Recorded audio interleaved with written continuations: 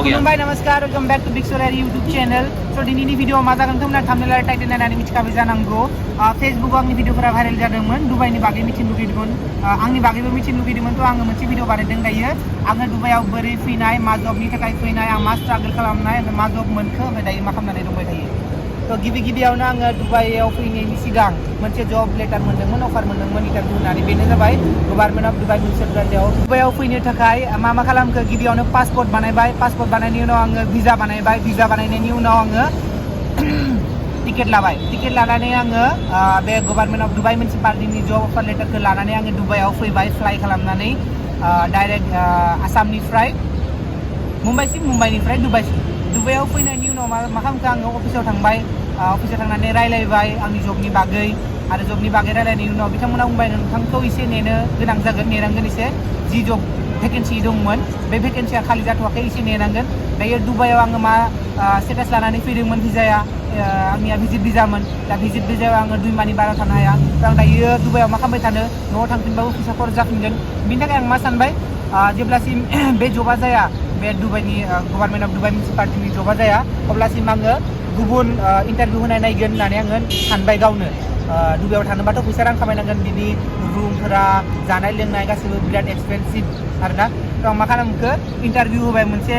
बेयोमोन computer operator टाइपनिनो जबमोन आरो interview हैबाय बिनि थाखाय थ' आंना बिनियाव टाइपिं स्पिडा खममोन टाइपिं स्पिडा खम जानायनि थाखाय आङो बेयाव इन्टारभिउआव फार्स्टआव फेल खालामबाय आङो थ' आङो बिराद दुखु मोनबाय प्रेक्टिसबो खालामाखैमोन आंनाव लेपटप दंखायोमोन नेक्स्ट डे मा खालामखो किबर्ड बायनानै न'आव थिगसे प्रेक्टिस खालामबाय प्रेक्टिस खालामनानै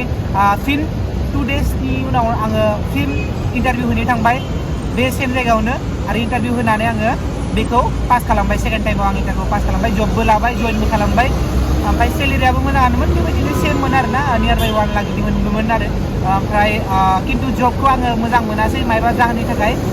सानसे डिउटि खालामनानै आङो नेक्स्ट डे रिजाइन खालामनानै फैबाय आङो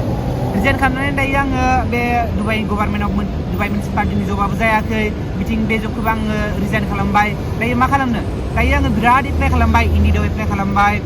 दुबाइ कारियार बिदिनो गोबां एप दङ बेयाव नोंथांमोना एप्लाइ खालामनो हायो बोरै एप्लाइ खालामनो हायो नेक्स्ट भिडिअ लाबोगोन दुबाइ जबनि थाखाय आं एप्लाइ खालामबाय एप्लाइ खालामनायनि उनाव गोबां बेयाव इनभिटेसन फैयो आरो मा होनो इन्टारभिउनि थाखाय खिन्थु बेयाव 100%आव अनलि 2%आसो रियेल इन्टारभिउ फैयो बाखि फेक फैयो नोंथांमोनखौ फैसा लागोन जबबो मोना नोङो ओरैनो इन्टारभिउ बेकार फैसाबो थांगोन आरो बिदि ओरैनो मेन्टेल स्टेबल खाराब जागोन नोंहा बेबायदि जायो आरो बेयाव नोङो सेलेक्ट खालामदो बबे मोनसेया रियेल बबे मोनसेया फेक इन्टारभिउ बिदि खालामै